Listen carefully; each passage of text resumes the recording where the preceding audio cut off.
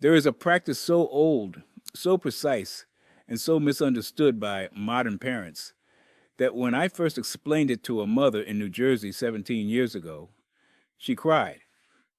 Not because it was complicated, because it was simple, because she had spent 4 years doing everything the school system told her to do, and none of it had worked. And in one afternoon, sitting at her kitchen table, something shifted. I want that same shift to happen for you today. Jewish families represent 0.2% of the world's population, yet nearly 22% of all Nobel Prize winners have been Jewish. That number has not changed in over a century. And when people ask me, and they ask me constantly, why? I always give the same answer. It is not genetics. It is not geography. It is not money. It is a system, a specific, documented, ancient system of education that Jewish families have passed down for thousands of years. A system I have spent 38 years studying, refining, and teaching to families across New York, New Jersey, Florida, and California.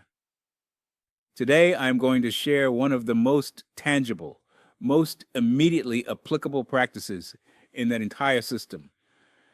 It involves three words, three specific words that you are going to write or place on your child's desk. Not as decoration, not as motivation, in the shallow sense that word is used today, but as a living transmission of something the Talmud understood about how the human mind and the soul of a child actually learns. The teaching I will share toward the middle of this video is so precise that I want you to stay with me through the entire explanation. Because if you only hear the three words without understanding why they exist, you will lose 90% of their power. The why is everything. And the why comes from a tradition that has been producing extraordinary minds for 3,000 years. This is part of the 7 Torah laws of the genius child, a system I have spent 4 decades organizing and teaching. Today, I am sharing one specific law within that system. And I promise you this, by the end of this video, you will understand something about your child's mind that most educators and most psychologists never learned in school. Type the word ready in the comments right now if you are with me. I want to know who is here. My name is Rabbi Aaron Kaplan. I am 64 years old. I was born and raised in Brooklyn, New York, and I spent 11 years in Jerusalem studying at the source.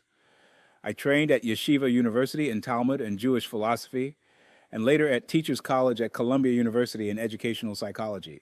For 38 years, I have worked with families, not in theory, but in living rooms, in kitchens, at kitchen tables, in school hallways, and in conversations that sometimes lasted until midnight because a parent was desperate to understand why their child was disappearing inside a system that could not see them. My grandfather, Rabbi Mordecai Kaplan, taught in Brooklyn for 47 years. He taught 3 generations of families in the same neighborhood. I watched him work when I was a child, and I did not understand what I was seeing until I was already a grown man. He had a particular way of treating a child's desk. He used to say to me, and I heard this dozens of times growing up, he used to say, "Aaron, the desk is not furniture. The desk is a covenant." I did not understand what he meant for years. I thought it was poetic. It is not poetic. It is precise. And I will explain exactly what he meant before this video ends. The moment that changed everything for me came when my own daughter was 6 years old. Her teacher, a well-meaning woman, I want to say that clearly, told me at a parent conference that my daughter showed signs of what she called a learning disability. I sat in that chair across from that teacher's desk, and I felt something I can only describe as a kind of sacred refusal. Not anger, refusal. I went home and I applied the methods, all 7 of them, in their proper sequence and combination. I applied them with discipline, with love, and with patience. My daughter is now 33 years old. She graduated summa cum laude from Yale University at 21. That experience did not make me arrogant. It made me responsible, because I understood that if I had not known these 7 laws, her life would have been different. And I could not live with the thought of how many children's lives are being shaped by the absence of this knowledge. Now, I want to talk to you about what is actually happening in your child's classroom. And I want to be honest with you, because I think you deserve honesty more than you deserve comfort right now. A 2023 report from the National Center for Education Statistics found that fewer than 33% of American fourth graders are reading at grade level, 1 in 3. That number has barely moved in 2 decades, and the response from the educational establishment has been consistently more standardized testing, more digital tools, more intervention programs, and more labels placed on children who do not conform to the expected pace. I have watched this cycle repeat itself for nearly 4 decades. And what I want you to understand, what the Talmud understood long before modern psychology had a name for it, is that the problem is not the children. The problem is the environment in which the child is being asked to learn. The modern classroom makes 3 fundamental errors, and I see their consequences in almost every family I work with. The first error is the separation of space from intention. Children are placed in an environment and told to learn, but the environment itself sends no message about what learning is. The desk is a surface. The chair is furniture. The room is a room. There is no covenant between the child and the physical space where knowledge is supposed to enter them. The Talmud in Tractate Berachot speaks extensively about the importance of kavana, intentionality, as a prerequisite for genuine reception. You cannot receive what you are not oriented to receive. And a child sitting at a desk that means nothing cannot receive what a child sitting at a desk that means everything can receive. This is not mysticism. This is cognitive priming. And Carol Dweck's research at Stanford on the growth mindset confirms what Jewish educators have practiced for centuries. The internal frame a child brings to a learning moment determines, more than almost anything else, what that child is able to absorb. The second error is the severing of blessing from learning. In the modern secular classroom, there is no moment of consecration before learning begins.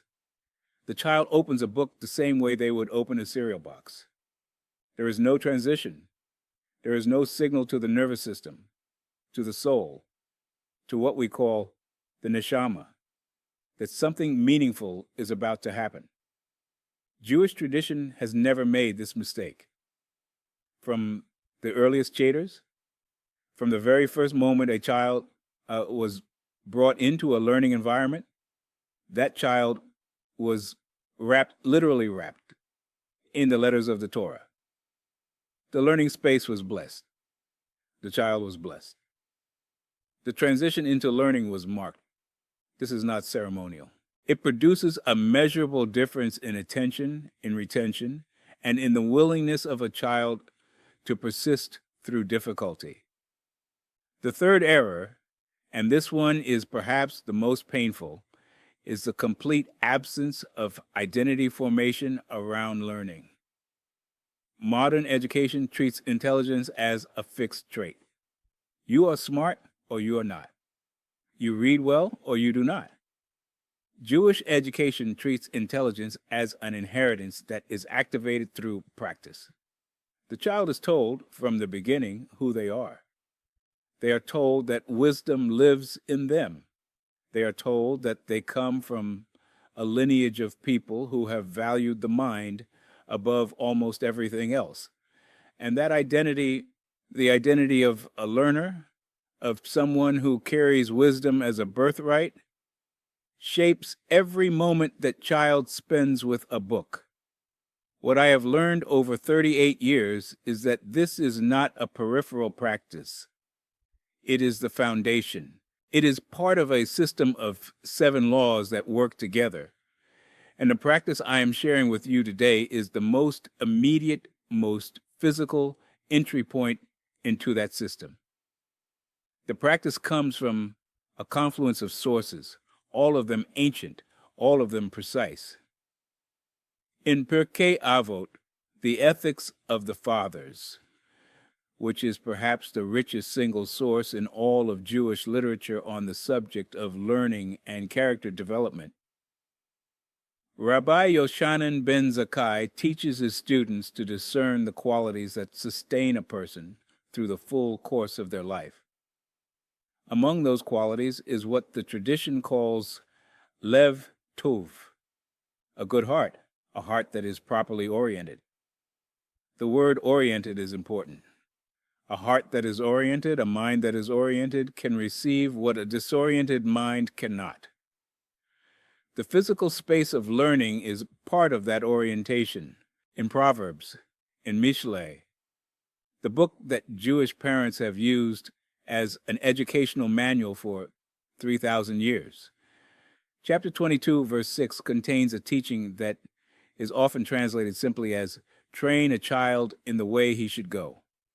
But the Hebrew is far more specific. Chanok, lanar, alpidarko.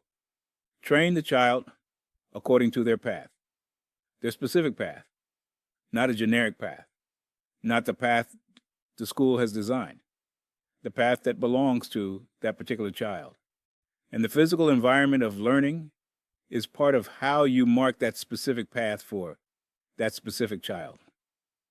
Maimonides, the Rambam, in his Mishneh Torah, in the laws of Talmud Torah, the laws of learning, writes with extraordinary precision about the conditions under which a child can absorb wisdom. He specifies that learning must happen in a state of minutia, which is often translated as rest, but which more precisely means settledness. A settledness of body and mind that signals, this is the moment of reception. I am here. I am ready. What is coming in has somewhere to land. The 3 words I am going to give you today are drawn from this tradition. They are not random. They are not motivational slogans. Each of them corresponds to a specific function in the Jewish understanding of how a child's mind opens. And they have been used in one form or another by Jewish families across centuries and across continents to mark the learning space of a child as sacred ground. Today, I am sharing law number 2 of the 7 Torah laws of the genius child. This law is called the law of consecrated space. And I want you to understand before I explain it that this law becomes exponentially more powerful when it is practiced alongside the other 6. Most parents never learn even one of these laws. You are already ahead of that. But I want to be honest with you about what I am giving you today. This is one piece of a complete architecture. Keep that in mind. Now, the 3 words and the practice. The first thing I need you to understand is the timing. This is not something you do on a Sunday afternoon as a project. This is something you do the evening before a school week begins, or on a Friday, before Shabbat, when the week is closing and the next week is waiting. The reason for the timing is specific. The mind consolidates and reorients during rest. When you prepare the learning space before a period of rest, the child's mind absorbs the intention of that space during sleep. This is consistent with what sleep researcher Matthew Walker and his team at UC Berkeley have demonstrated about the consolidation of environmental cues during the sleep cycle. The Talmud, in Tractate Barakot 57b counts sleep as 1/60th of the experience it calls higher consciousness. Preparation before rest is preparation at depth. Do this in the evening. Do it together with your child, if they are old enough to participate with intention. If they are very young, do it while they are asleep. The second thing I need you to understand is the state you bring to the preparation. Do not do this while you are distracted. Do not do this between 2 phone calls. Take 3 slow, deliberate breaths before you begin. In the Musar tradition, the discipline of ethical and spiritual self-refinement, the teacher always prepares himself before preparing the student. You cannot transmit a state you have not entered. Enter the state of minutia, settled presence, before you touch your child's learning space. Now, the 3 words. The first word is chokhmah. This is the Hebrew word for wisdom, specifically the wisdom that arrives in the Kabbalistic tradition as a flash of pure insight. Not knowledge accumulated over time, but the sudden clarity that precedes understanding. When you write or place this word on your child's desk, you are marking their space as a place where insight is welcome, where the mind does not only grind, but also receives. Tell your child, if they are old enough, this word means that wisdom comes to those who are ready. You are always ready. Say it simply. Say it once. Let it land. The second word is bina. This is understanding. If chachma is the flash, bina is the sustained light that follows, the capacity to hold an idea, turn it, examine it, connect it to other ideas, and see its full shape. Bina is the quality that the Talmud in Tractate Bava Batra associates specifically with women. The tradition says, Nashim yeter bina natun lahen, women were given an additional measure of bina. I have shared this with families of daughters who had been told, directly or indirectly, that their minds were not built for certain kinds of thinking. When a girl sees the word bina on her desk, she is looking at a tradition that has said for thousands of years, this is yours. Do not let anyone take it from you. The third word is dat. This is the deepest of the 3. Dat is not knowledge in the abstract sense. In Hebrew, the word dat is the same word used in the Torah to describe the most intimate form of knowing, the kind that involves the whole person, not just the mind. It is knowing that becomes part of who you are. When a child develops dat in relation to a subject, they do not just know facts about it. They have been changed by their encounter with it. This is what Jewish education has always been aiming at. Not students who can pass tests. Students who have been transformed by what they have learned. Write these 3 words, choshma, bina, dat, on a card, on paper, on wood, or on any surface that will remain on your child's desk. You can write them yourself. You can print them. You can find them in a beautiful typography and frame them simply. The material is not the point. The intention behind the placement is the point. And when you place them, say this, not as a performance, but as a genuine transmission, as a bracha, a blessing. May wisdom come to you easily. May understanding stay with you. May everything you learn become part of who you are. That is the blessing. 3 sentences, 1 for each word. Say it once. You do not need to repeat it every morning like a script. You said it. It was heard. The space holds it. Now, I want to tell you what to expect, because I have watched this practice unfold in family after family, and the pattern is consistent. In the first 24 hours, what you will notice is a change in how your child approaches the desk. Not dramatic, subtle. They may touch the words. They may ask you what they mean. Answer simply. Do not over-explain. Let the meaning arrive at their pace. In the first 7 days, what many parents report is a shift in what I would call the child's relationship to sitting. The desk stops being the place where stress happens and starts becoming the place where something is expected, in a good sense. The child begins to anticipate learning rather than dread it. This is the cognitive priming function working. The environment is sending a signal that the nervous system is beginning to receive. At 21 days, and the 21-day threshold is significant because it corresponds to the traditional Jewish mourning period, and also to what we now understand about habit formation at the neural level. At 21 days, the practice has become part of the child's identity as a learner. They are not just a child who sits at a desk. They are a child who sits at a specific kind of desk, a desk that means something, a desk that belongs to someone who is expected to become wise.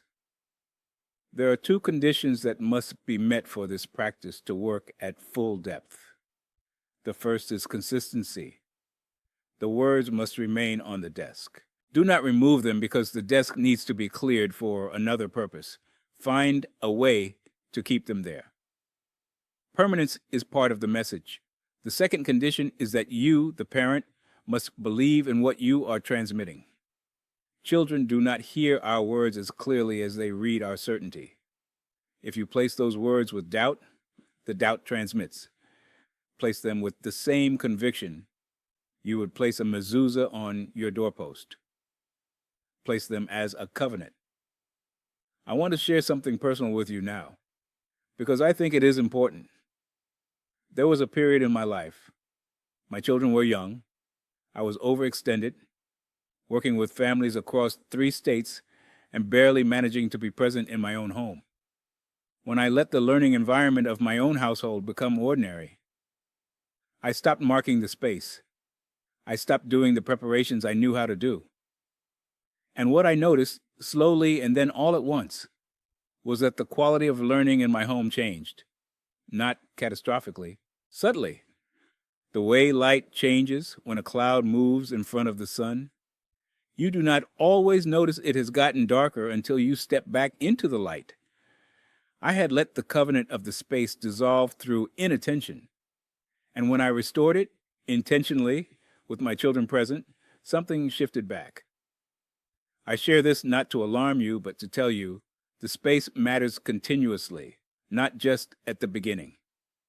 What is happening right now in education, and I watch this with deep concern, is that the physical space of learning is being increasingly replaced by screens, by virtual environments, by surfaces that are designed to be everything and therefore mean nothing. The desk is disappearing, and with it, the covenant that the desk can carry. This makes the practice I'm sharing with you today more important, not less. In a world where the learning space has no form, the parent who gives it form is giving their child something that cannot be downloaded. I have spent 4 decades organizing these 7 Torah laws of the genius child into a complete and integrated system. My grandfather taught them to me separately, in different contexts, over many years. It took me a long time to understand how they fit together, how the law of consecrated space connects to the law that precedes it and the law that follows it, and why practicing them in sequence produces results that no single law can produce alone. What I am giving you today is real. It is complete in itself.